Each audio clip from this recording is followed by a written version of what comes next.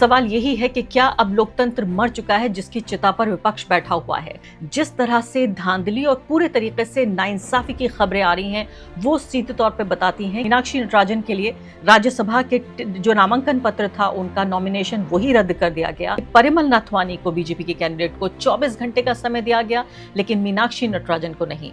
इस पूरे मामले में इस वक्त हम देख रहे हैं कैसे विपक्ष को हर तरह से तोड़ने की कोशिश हो रही है। लेवल प्लेइंग फील्ड नहीं है कि अब पूरे तरीके से तमाम संस्थाएं आप देखिए साम दाम दंड भेद की नीति से एक पॉलिटिकल पार्टी लड़ी है तो सीधे सीधे नाइंसाफी तो हमें सामने नजर आ रही है। पिछले 10 साल में बीजेपी ने 68 पर वो चुनाव लड़ी राज्यसभा का और 62 पर जीत हासिल की है। अगर यही साम दाम दंड भेद की राजनीति करनी होती तो फिर राज्यसभा का कोई औचित्य नहीं, राज्यसभा खत्म कर देना चाहिए। मैं हमेशा कहता रहता हूँ कि अब समय आ गया है कि राजभवन मतलब गवर्नर लोक भवन जिसे कहते हैं राज्यपालों का और राज्यसभा इसको समाप्त कर देना चाहिए, क्योंकि उसका जो दृष्टिकोण था जिस पर्पस के लिए लाया गया था वो पर्पस खत्म हो गया है। तो वही सब करना है तो आप लोकसभा में करिए। नमस्कार, स्वागत है आपका इस खास कार्यक्रम में। मैं हूं आरफा खानम शेरवानी। इस कार्यक्रम की शुरुआत इन तस्वीरों के साथ मैं करना चाहती हूं। इन तस्वीरों को आप देखिए, कई लोग इस बात को कहेंगे कि देखिए लोकतंत्र की हत्या तो पिछले 12 साल से विपक्ष और खासकर वो पत्रकार भी जो नरेंद्र मोदी से या उनकी पार्टी की जो आइडियोलॉजी है उससे सहमत नहीं है,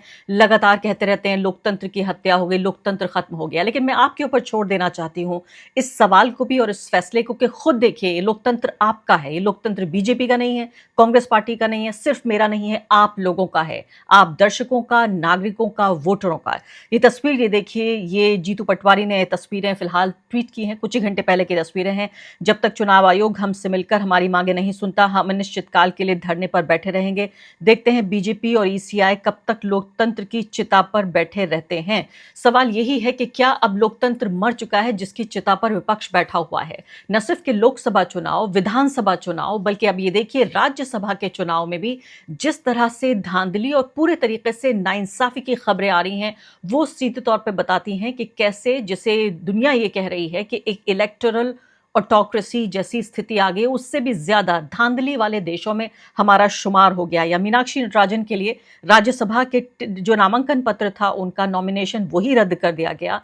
पूरे देश में कांग्रेस पार्टी और विपक्ष में इसको लेकर बेहद चिंता का माहौल है और ये चिंता सिर्फ विपक्ष की नहीं, आम नागरिक की ये चिंता होनी चाहिए। किस तरह से एक झूठा बेकार सा केस उनके खिलाफ लगाकर, वो भी उन्हीं के यानी कांग्रेस के ही शासित राज्य में तेलंगाना में, जिसमें एफआईआर भी दर्ज नहीं हुई थी, कोई प्राइवेट कंप्लेंट थी जो किसी भी कानूनी नजरिए से अभिषेक मनु सिंघवी से लेकर और कई जानकार मैदान में आए, उन्होंने कहा है कि बिल्कुल झूठ है, कानून का कोई भी हिस्सा ऐसा नहीं है संविधान का जो ये कहता है कि अगर एक प्राइवेट कंप्लेंट होती है बड़े नेताओं के खिलाफ तो न जाने देश के किस कोने में कितनी कंप्लेंट होती होंगी, पता ही नहीं है। जो पब्लिक लोग हैं, खासकर जन सेवा में जो लगे हुए हैं, उनके खिलाफ ये दुश्मनी की चीजें तो होती रहती हैं। ऐसे में उनका नाम हटा दिया गया और उनको नहीं नॉमिनेशन भरने दिया गया। विवेक तनखा और जीतू पटवारी के बयान सामने आ रहे हैं और जयराम रमेश भी जो हैं चुनाव आयोग के दरवाजे पर दिख रहे हैं। अब ये देखिए सीधे तौर पर जो कांग्रेस पार्टी है वो ये कह रही है कि वोट चोरी के बाद अब सीट चोरी हो गई है। मुझे याद है जब राहुल गांधी ने एक बड़ा प्रेजेंटेशन की दिया था तो लोग हंस रहे थे, खासकर उस तरफ के यानी नरेंद्र मोदी की तरफ के, और उनकी जो पालतू मीडिया है हंस रही थी कि देखिए राहुल गांधी को पता नहीं क्या क्या सपने आते हैं रात को और इस तरह की बातें, इस तरह के आरोप लगा रहे हैं, गंभीर चुगे चुनाव नहीं जीत पाते। मैं चाहती हूँ वही पालतू लोग आकर एक बार फिर से देखें और बताएं आखिर कि हो क्या रहा है। और खासकर ये भी बात समझने वाली है कि परिमल नाथवानी को बीजेपी के कैंडिडेट को 24 घंटे का समय दिया गया लेकिन मीनाक्षी नटराजन को नहीं। इस पूरे मामले में इस वक्त हम देख रहे हैं कैसे विपक्ष को हर तरह से तोड़ने की कोशिश हो रही है। टीएमसी के एक पूरा धड़ा अलग कर लिया गया है। मैंने तो पेपर्स जांच किए हैं। ये अब केस वोट चोरी का नहीं है, ये अब केस है सीट चोरी का। खुलेआम प्रजातंत्र के साथ डाका हुआ है। अब आप कहेंगे कैसे? उन्होंने कोई ऐसी चीज नहीं छुपाई थी जो वो डिक्लेयर कर सकती थी। उनके अगेंस्ट कोई एफआईआर नहीं थी। उनको एक बात नोटिस मिला था कोर्ट से, section 223 of the new CrPC, कि आप जवाब दीजिए कि एप्लीकेंट कहता है कि आपको और दूसरे लोगों को 10 करोड़ रुपए का मुआवजा देना चाहिए। उन्होंने आपत्ति लगाई कि ये नोटिस मुझे भेजा ही नहीं जा सकता कि मेरा इस केस से कोई संबंध नहीं है, कोई कॉग्निजेंस नहीं है। कोई ऑफेंस नहीं है, तो कौन सी चीज वो डिक्लेयर कर सकती थी एज एन एफआईआर और a court cognizance, mainly because किसी को कोर्ट नोटिस भेज देती है mechanically is not a case. बिना किसी केस के, बिना किसी प्रकरण के एक ऐसा अनहोनी स्थिति बना दी है रिटर्निंग ऑफिसर भोपाल ने या विधानसभा ने कि एक नेशनल पार्टी के जीते हुए कैंडिडेट को हरा दिया। इस वक्त मेरे साथ भोपाल से जुड़ रहे हैं रशीद किदवई साहब, जाने माने पत्रकार हैं, कई दशकों से भारत की राजनीति को कवर कर रहे हैं, कई बहुत अहम किताबें उन्होंने लिखी हैं और मुझे लगता है कि वो बिल्कुल जैसे कहते हैं अपने टिप्स पर भारत की राजनीति को समझते हैं और इत्तेफाक से देखिए उसी राज्य से आ रहे हैं जहां ये सब कुछ तमाशा हो रहा है। रशीद साहब, सबसे पहले तो मैं आपसे यही जानना चाहती हूँ कि आप देख कैसे रहे हैं इस पूरे मुद्दे को? जी, शुक्रिया आरफा। देखिए, ये बहुत दुर्भाग्यपूर्ण स्थिति है कि पहले हम चुनाव में देखिए हारे जीते कोई भी, लेकिन उसकी जो प्रक्रिया है वो साफ सुथरी और इंसाफ के नजरियों से न्याय के तकाजों पर पूरी उतरनी चाहिए। और यहाँ के ऊपर यही भ्रांति है। देखिए, दरअसल हमारे जो संविधान के निर्माता थे उन्होंने कभी इस बात की कभी कल्पना नहीं की होगी कि ऐसा समय भी आएगा जो अलग अलग जो इंस्टीट्यूशंस हैं वो उनमें तरीके की घोषित अघोषित एक तरीके की अंडरस्टैंडिंग होगी और उस तरह का न्याय को रोका जाएगा। देखिए, चुनाव में पहली बात मैं अल्फा आपसे ये बताना चाहता हूँ कि उम्मीदवारों को क्यों अपना जैसा कोई भी आपराधिक रिकॉर्ड है उसको क्यों प्रस्तुत करना चाहिए, क्योंकि बहुत बार पहले जो चुनाव होते आ रहे थे उसमें ऐसा होता था कि बहुत से लोग जानबूझ के उन सब मुकदमों का दर्ज नहीं करते थे। और क्योंकि जनप्रतिनिधि है तो ये सुप्रीम कोर्ट ने कहा कि इन सब चीजों को जिसके आपराधिक मामले वो होना चाहिए। जोर मैं इस बात पे बार बार दे रहा हूँ कि आपराधिक मामलों को आता है, जो संगीन अपराध के बाद होते थे, हत्या, बलात्कार, चोरी चकारी, गबन, पैसे का लेन देन, जितनी भी दुनिया में जितनी भी बुरी चीजें हो सकती हैं, उसमें आरफा एक और चीज आती है जो टेक्निकल मतलब चीजें होती है कि जैसे मान लीजिए आरफा खानम किसी प्रोटेस्ट में गई, किसी संवेदनशील मुद्दे के ऊपर आपने एक मोमबत्ती जला के आप गई, आपने उसमें पार्टिसिपेट किया और वहां के ऊपर पुलिस ने आपका नाम उसमें जोड़ दिया, तो ये कोई सीरियस मतलब क्राइम नहीं है या कोई ऐसी बात नहीं है। या दो लोगों में कोई मनमुटाव हो गया, कोई आपस में पड़ोसियों ने एक दूसरे के खिलाफ कोई कंप्लेंट कर दी, कुछ कर दी कि साहब उन्होंने हमारी लाइट के ऊपर ये पर्दा डाल दिया, हमें रोशनी नहीं आ रही, कुछ जिस तरह की बातें होती है, ये तकरीबन उसी तरीके का मामला है जो तेलंगाना में हुआ था कि प्राइवेट कंप्लेंट किसी ने मीनाक्षी नटराजन के बारे में की थी। वो मीनाक्षी नटराजन को जानती है नहीं जानती है, और उसके ऊपर जो था, जो एक निचली जो सबसे अदालत होती है जुडिशियल जो मजिस्ट्रेट की, उसने उनको कोई एक नोटिस भेजा कि उसको आदमी को अपना पक्ष प्रस्तुत करना होता है, उसको बना के। तो देखिए, संविधान में दो चीजें होती है, एक उसकी लेटर और स्पिरिट। तो इसकी स्पिरिट का एक प्रथम दृष्टि में साफ नजर आता है कि उसकी अवहेलना हुई है, और यहाँ पर इलेक्शन कमीशन को या कोर्ट्स को इसका संज्ञान लेना चाहिए और न्याय करना चाहिए। बात एक मीनाक्षी नटराजन की नहीं है, बात एक राज्यसभा सीट की नहीं है, बात यह है कि फिर हमें ऐसे से संवैधानिक पद और ऐसे जो सारे इंस्टीट्यूशंस बने हुए हैं उसकी मान्यता क्या है।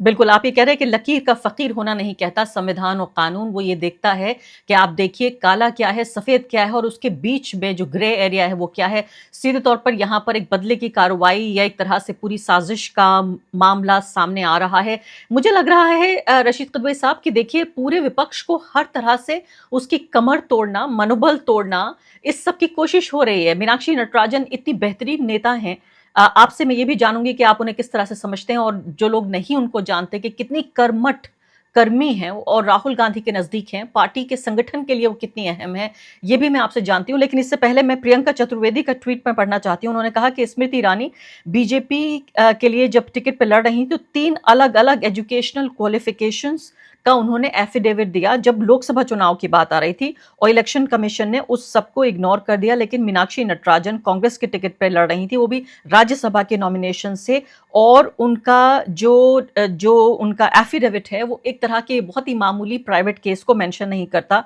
तो कोई एफआईआर भी नहीं है और कोई भी इलेक्शन कमीशन में, तो ये कहती हूँ बीजेपी जो कर रही है वो कर रही है। लेकिन इसमें जिस एक दोहरेपन को सामने ला रही हैं प्रियंका चतुर्वेदी, इस पर आपका क्या कहना है? फिर आपसे मीनाक्षी नटराजन की क्या वैल्यू है आज के समय में, क्या अहमियत है उनकी कांग्रेस के लिए, देश की राजनीति के लिए, उस पर भी समझूंगी। देखिए आरफा जो हमारे यहाँ जो लोकतंत्र की प्रणाली है जिसे Westminster model of parliamentary democracy कहते हैं, वो दरअसल ब्रिटेन से वो सिस्टम हमने लिया है। और ब्रिटेन में आप जैसा जानती हैं कि उसमें वहाँ कोई रिटन कॉन्स्टिट्यूशन भी नहीं है, कोई उनका संविधान लिखा हुआ नहीं है। वहाँ तमाम चीजें जो होती हैं परंपरा के ऊपर और मर्यादा के ऊपर चलती आई है। तो वही हमारे यहाँ, लेकिन हमारे यहाँ परंपरा और मर्यादा की कोई स्थान नहीं है। हर चीज में लोग कानून कचहरी का मुंह देखते हैं। दरअसल सबसे बड़ी बात लोकतंत्र में तो ये होती है कि मर्यादा और परंपरा होनी चाहिए। हमारे समाज में भी वही मापदंड होते हैं, हम रोजमर्रा की जिंदगी में भी। तो इसीलिए यहाँ पर टेक्निकल पॉइंट्स के ऊपर ये तमाम बातें की जा रही है जो लोकतंत्र को बहुत ज्यादा न सिर्फ नुकसान पहुंचा रही है बल्कि हमारे देश की छवि को भी कमजोर कर रही है। देखिए बहुमत जुगाड़ना, जुटाना, ये सारी संख्या मैनेज करना, ये एक कमजोरी को दर्शाता है, क्योंकि जो संख्या है उसी के वो पर्याप्त है और उसमें सरकार चल रही है।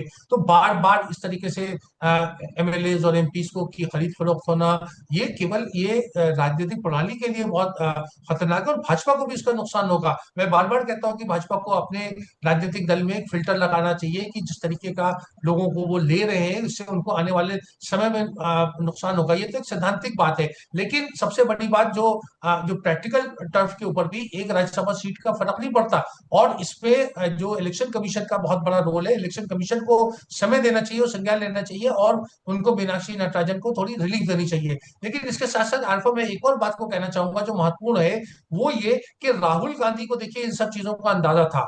उनका, मुझे ऐसा कांग्रेस के सूत्रों से पता चला है कि उन्हें पता था कि 3 स्टेजेस के ऊपर मीनाक्षी नटराजन को रोकने की कोशिश की जाएगी। एक तो जैसा ये पर्चे का होता है कि पर्चे में कोई टेक्निकलिटी निकाल के कोई नुक्स निकाल के उसको रिजेक्ट किया जाएगा। दूसरा स्टेप जो भाजपा के एक रणनीति का हिस्सा था कि एमएलए की खरीद फरोख्त करने की कोशिश की जाएगी, जैसा हमने 2020 में देखा जब ज्योतिरादित्य सिंधिया कांग्रेस छोड़ के भाजपा में चले गए और कमलनाथ की सरकार जो थी वो गिर गई और भाजपा में फिर शिवराज सिंह चौहान मुख्यमंत्री बन गए मध्य प्रदेश में। और तीसरी कड़ी ये थी कि 18 तारीख को एक जो वहां के ऊपर जो क्रॉस वोटिंग की जाए, लोगों को प्रलोभन देकर के विधायकों को, फिर वो वहां के ऊपर मीनाक्षी नटराजन को हराया जाए। और एक और उससे जुड़ी हुई बात थी कि ये बात राहुल गांधी को पता थी कि इस तरह की कोशिशें होंगी और राहुल गांधी के ऊपर एक प्रेशर था कि किसी ऐसे आदमी को लाया जाए जो भाजपा के लिए न्यूट्रल हो। और भाजपा के लिए न्यूट्रल हो तो भाजपा उसको जिता देगी। लेकिन राहुल गांधी ने उस व्यक्ति का नाम नहीं लेना चाहता क्योंकि वो भूतपूर्व मुख्यमंत्री है, कि उनका एक दबाव था कि हमें आप सीट टिकट दे दीजिए, हम जिता देंगे। और राहुल गांधी ने नहीं माना। राहुल गांधी ने नई पीढ़ी को, युवा पीढ़ी को, महिला को, एक बहुत पाक साफ छवि की व्यक्ति को उन्होंने सीट दी। उन्हें पता था उन्होंने हारना, मतलब सीट खोना मंजूर किया, बजाय इसके कि कंप्रोमाइज करते और किसी कंप्रोमाइज आदमी को वो कांग्रेस की तरफ से राज्यसभा भेज देते। तो ये एक तरह से लोकतंत्र का शुभ संकेत है और आने वाले समय में इसका फायदा होगा। आप जब प्रश्न करेंगी तो मैं मीनाक्षी के व्यक्तित्व के बारे में भी कुछ कहूंगा। और आगे बढ़ने से पहले एक अदना सी गुजारिश कि आप मेंबर बनिए मेरे चैनल का आरफा खानम शेरवानी।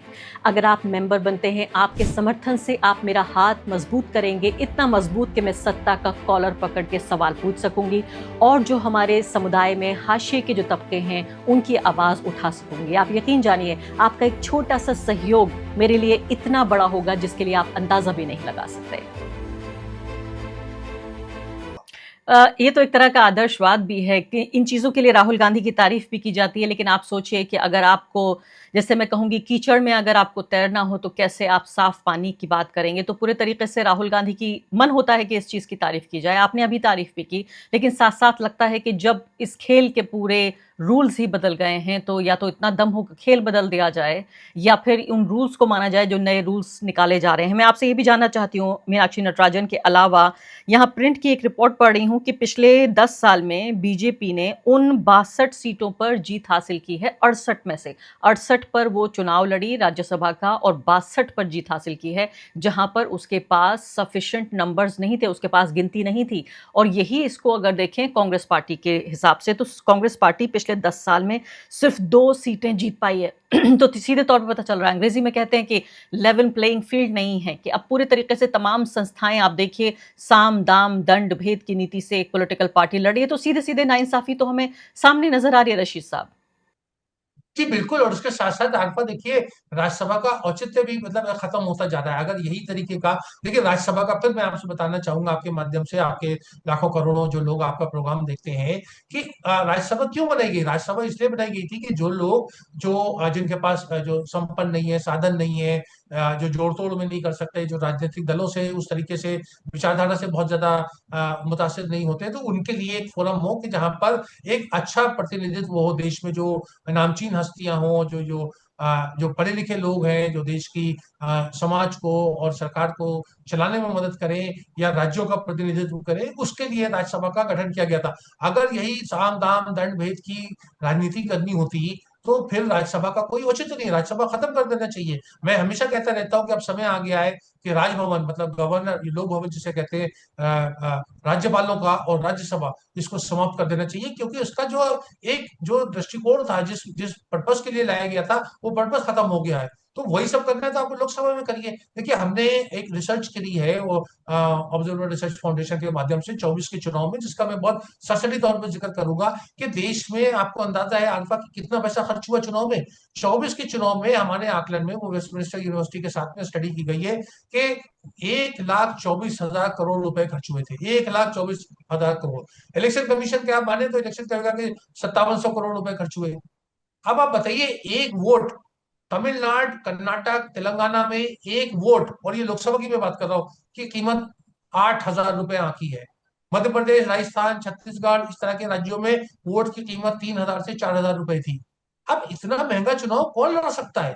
और राज्यसभा में तो बहुत ज्यादा अघोषित रूप से लाखों करोड़ों चीजों का लेन देन होता है। जो आप बता रहे हैं कि 62 68 में से 62 सीटें, उसमें आप अगर व्यवहारिक रूप से देखेंगे तो आपको ये तमाम जो जो मतलब एक तरीके से लोकतंत्र पे दाग और धब्बे हैं, ये आपको साफ नजर आ जाएंगे। तो इस टाइप का मैंडेट, इस टाइप का प्रतिनिधित्व का क्या औचित्य है? इसको हमें बहुत गहराई से और गंभीरता से सोचना चाहिए। जी हाँ, और इसके अलावा एक तस्वीरें ये भी आ रही थी रशीद साहब, जो इससे पहले मुझे मेंशन करना चाहिए था कि भोपाल में ही जो कांग्रेस पार्टी के कार्यकर्ता हैं वो बैठे हुए थे धरना प्रदर्शन पर और बाहर से गुंडे आ गए। ये गुंडे भी कहाँ से आ रहे हैं, पैदा कहाँ से हो रहे हैं, कौन इनको भेज रहा है, और उनके ऊपर लाठियां बरसानी शुरू कर दी। ये भी बहुत एक फिक्र करने वाली बात है, एक ऐसे व्यक्ति के तौर पर जो न सिर्फ ये सोचता है कि भारत का आज बल्कि भारत का कल भी लोकतांत्रिक होना चाहिए। ये चीजें मुझे बहुत परेशान करती हैं कि अब तो हम सब सहारन अफ्रीकन कंट्रीज जैसी गरीबी हमारे यहाँ हो गई है, घाना, नाइजीरिया जैसे चुनाव हमारे यहाँ हो रहे हैं। कल को हमारा इलेक्शन कमीशन ऐसा हुआ करता था, हमारे ऑफिसर्स कि दुनिया के अलग अलग देशों में जाके सिखाया करते थे कि कैसे चुनाव कराया जाता है। आज दुनिया हमारे ऊपर लिख रही है कि देखिए यहाँ पर हमारी आंखों के सामने देखते देखते चुनाव की पूरी प्रक्रिया ध्वस्त हो रही है। पैसे का आपने जिक्र किया, बाहुबल का मैं जिक्र कर रही हूँ, धांधली अभी हमें देखने को मिल रही है तमाम जो पश्चिम बंगाल से लेकर और कई राज्यों में। अब आखिरी बात आपसे मैं पूछना चाहती हूँ, आपने ये कहा कि एक राज्यसभा की सीट बहुत मायने नहीं रखती, लेकिन क्या मीनाक्षी नटराजन राहुल गांधी के लिए और कांग्रेस पार्टी के लिए क्या मायने रखती हैं? देखिए, मीनाक्षी नटराजन का जो व्यक्तित्व है वो बहुत अलग है। शनिवार को वो पूरा एक मौन व्रत रखती है, मतलब एक तरीके का उपवास, कुछ भी नहीं बोलती। आपको अगर उनसे संवाद करना है तो लिख के संवाद होता है। इसी प्रकार से मैंने उनको देखा है कि वो ट्रेन से सफर करती है। जैसे अभी वो तेलंगाना राज्य की इंचार्ज है, कांग्रेस की महामंत्री है, लेकिन वो जैसे दिल्ली से जाती है तो दक्षिण एक्सप्रेस पकड़ के 29 घंटे का सफर करके जाती है। वो सादा जिंदगी है। एक बार वो लोकसभा का चुनाव लड़ रही थी तो उनको एक अम्र राशि कांग्रेस पार्टी की तरफ से मिली, और उसमें मान लीजिए जैसे अगर हम 5 की फिगर बताएं तो उन्होंने 1 खर्च करके 4 वापस कर दिया। ये इस तरह की बातें कोई नहीं करता। उनका गांधीयन लाइफस्टाइल है, वो जोड़ तोड़ की राजनीति नहीं करती। वो अगर चाहती तो महामंत्री होने के नाते वो रेवंत रेड्डी को अपना एक इलेक्शन मैनेजर की तरह से नियुक्त कर देती, और वो रेवंत रेड्डी जो है, जो मुख्यमंत्री तेलंगाना है, वो उनका चुनाव करते। बल्कि उल्टा ये हुआ कि वहीं तेलंगाना से इस तरह का उनके खिलाफ एक साजिशी, मैं कहूंगा एक साजिश का हिस्सा आया, और जिससे वो राज्यसभा में जाने से वंचित रह गई। तो ये तमाम चीजें हैं जो दिखाती हैं कि ईमानदारी और सच और नेक नियति से चलना जो है, धीरे धीरे भारतीय राजनीति में न सिर्फ मुश्किल हो रहा है, बल्कि बहुत ज्यादा चैलेंजिंग। लेकिन अल्फा, मैं आखिर में हमेशा एक बात कहता हूँ कि देखिए, ये बातें जो है कि सच्चाई, ईमानदारी, जैसे मार्क ट्वेन ने कहा था, the good thing about truth is you don't have to remember anything. मतलब इसका कोई नैरेटिव नहीं होता। ये जनता जानती है, देर सवेर पहुंचेगी। और अभी लेकिन जनता उदासीन है। आपने जो भोपाल में धरने का जिक्र किया, मैं वहीं से अभी गुजर के आया और मैंने देखा कि वहां कांग्रेस के उस समय तक गुंडे नहीं आए थे, लेकिन उस समय वहां जो धरना था, लेकिन जनमानस वहां से बिल्कुल उदासीन, दाएं बाएं सब गाड़ियां और सब निकल रही थी। मुझे लगता है कि जनमानस को भी इसमें सक्रिय होना चाहिए और उसका हिस्सा बनना चाहिए, क्योंकि ये समस्या एक राजनीतिक दल की नहीं है, हमारे राजनीतिक सिस्टम की है, और देर सवेर वो हम सबको अफेक्ट करेगा। जी हाँ, रशीद किदवई साहब, बहुत बहुत शुक्रिया आपका इस पूरी जानकारी के लिए। बेहद फ़िक्र का लम्हा है, न विधानसभा चुनाव, न लोकसभा चुनाव। आपने कहा कि राज्यसभा और राज्यसभा के जो नुमाइंदे हैं और राज्यसभा के जो नेता हैं, उनका क्या काम है, ये सब कुछ दांव पर लग रहा है हमारी आंखों के सामने, देखते-देखते। जबकि दुनिया हमें कह रही है कि हम एक लोकतंत्र हैं, हम कहते हैं हम एक लोकतंत्र हैं, हमारे पास एक संविधान है। इतना बेचारा, इतना लाचार आज विपक्ष नज़र आ रहा है कि उसके पास कोई भी तरीका और हथियार नहीं है कि वो अपनी राजनीति कर सके। शुक्रिया आपका।